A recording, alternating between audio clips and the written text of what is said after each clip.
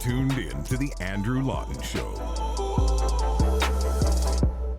So the crucial part of this is that public servants were not trying to get value for money. They weren't making an effort of adequately tracking how much was being spent. They didn't do their due diligence. They didn't do basic management. And it's not enough just to blame it all on COVID.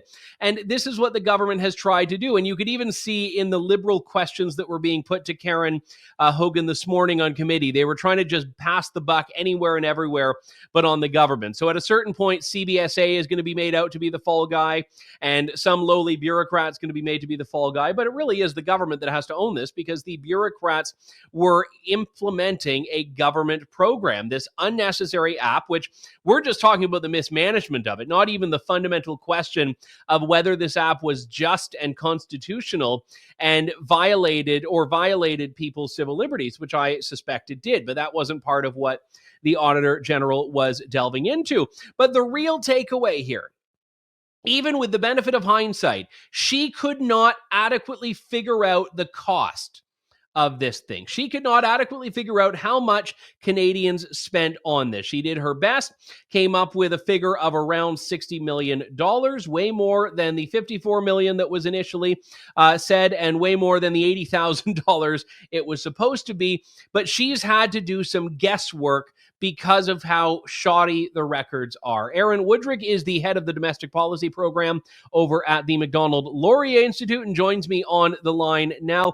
Aaron, always good to talk to you here. I mean, at a certain point, you have to wonder, did any of this go the way it was supposed to? And it really doesn't seem like it. No, it doesn't. I mean, it's not every day that you have the Auditor General coming out and saying, I can't even tell you how much this costs. There's so little of a paper trail. And I think her comments are just damning. Look, it is possibly true that during a pandemic and, people were panicking. Remember, this is early 2020. People are in a real hurry. Okay, so maybe everything isn't exactly by the book. But her point is, in some cases, there's not even the most basic notation. There aren't even basic invoices. This is not just a matter of, rushing through the process because you think that the sky's going to fall. They just completely gave up on some of the most basic safeguards. And the result is, tens of millions of dollars wasted for taxpayers. And again, this is just one aspect of spending during the pandemic. This is just an example of the lack of safeguards in place. And, Canadians have just paid an eye-watering sum for basically nothing.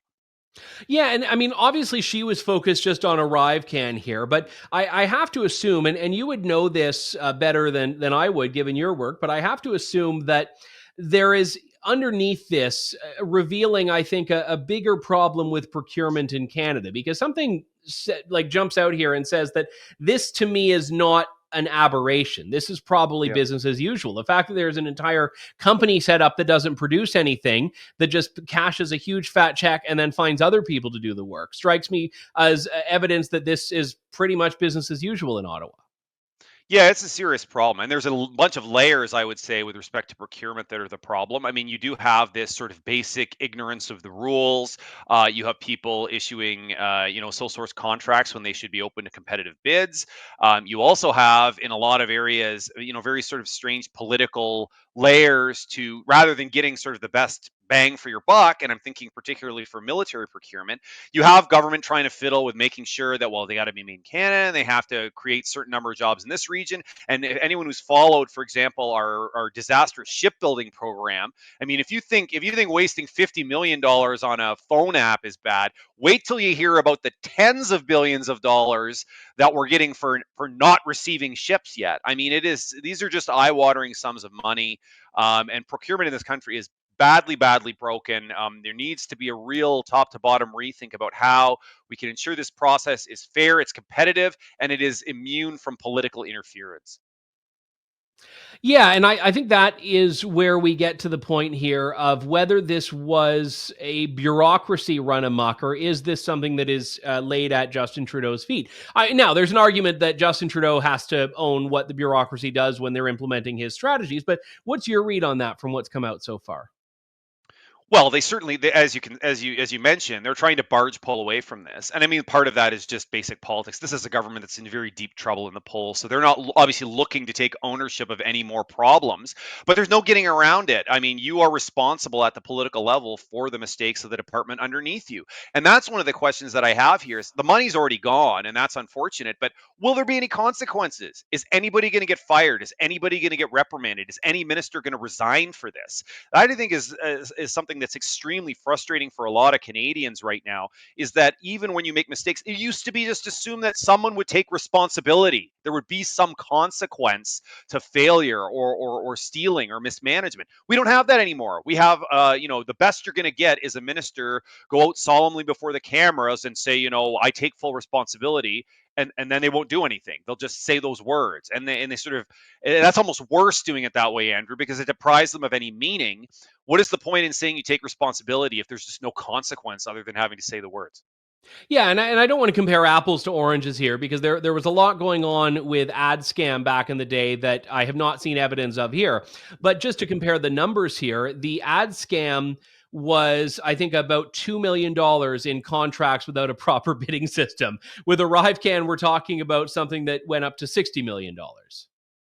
Yeah, look, it's a lot of money, and it's funny how in this country scandals over waste often don't depend on the amount, right? Everyone will remember Bevota's orange juice. That was only $16, right? Whereas in other cases, I just mentioned the shipbuilding procurement. Now you're into tens of billions of dollars, or these subsidies for electric vehicle batteries. So sometimes it's not the dollar; it's just the egregiousness of how it's done. And I think ArriveCan, in that respect, is particularly controversial because, as you mentioned, a lot of people were very put off by the nature of this app, this sort of, whether or not it was violating Canadians' rights. It was very draconian. So you add that layer onto it. It wasn't just that $50 million was wasted. It was in service of something that was pretty dark in and of itself. So explain to me what could come of this. I mean, obviously the Conservatives are making a bit of hay about this, as I think is reasonable enough to do. The Liberals, it seemed like from the little bit of the committee that was on earlier, are desperately trying to shove the blame somewhere in a corner, like some random procurement officer with CBSA. They want to own this whole thing. Where do you think it will go? Yeah, I mean, I don't see anybody resigning. It would be nice if someone actually had the Well, dignity to resign over this, a minister or even civil servants, or whether there would be investigations of the specific individuals responsible for this. I just don't see that happening. In a lot of cases, the tactic, first of all, is to deny and then to stall, in the hopes that something else will pop up in the news cycle and people will lose interest in this. And I unfortunately think that there's not a non-zero chance that that's what's going to happen here. so one thing that I would be very curious about it as well, to get your take on it, is whether this, you think, is the tip of the iceberg. Because you alluded earlier to, this is just one aspect of pandemic spending. We had billions and billions of dollars going out the door. We've already seen with CERB, there were a lot of people that got it that didn't have to. CRA has had mixed success in collecting that. But you go to other programs and other spending, and there's never really been a deep dive into it. No, and I think that there needs to be a top to bottom review of all of that spending from the pandemic period. And I mean, in addition, we've called for a review of all the COVID-19 pandemic measures generally, right? So not just the spending, but all the programming decisions, all the policy decisions taken during that time. We all know what some of those are. That were some of them very controversial to this day. But this was a lot of money that went out the door, and I think a lot of people at the time said, "Okay, we're willing to lower our standards because it's an emergency, but not indefinitely and not without a review after the fact." And I still think that needs to happen. This is we're not talking about a little bit of money here. We're talking about a significant amount of money, and if for no other reason than to make sure that this stuff doesn't happen again, because some of these problems can't be attributed to the pandemic. It's just there's just poor mechanisms in place to ensure that money can't get wasted as easily. Aaron Wudrick is the Domestic Policy Program Director over at the Macdonald-Laurier Institute. Thank you very much, sir, as always, for your time. Thanks a lot, Andrew. Thanks for listening to The Andrew Lawton Show. Support the program by donating to True North at www.tnc.news.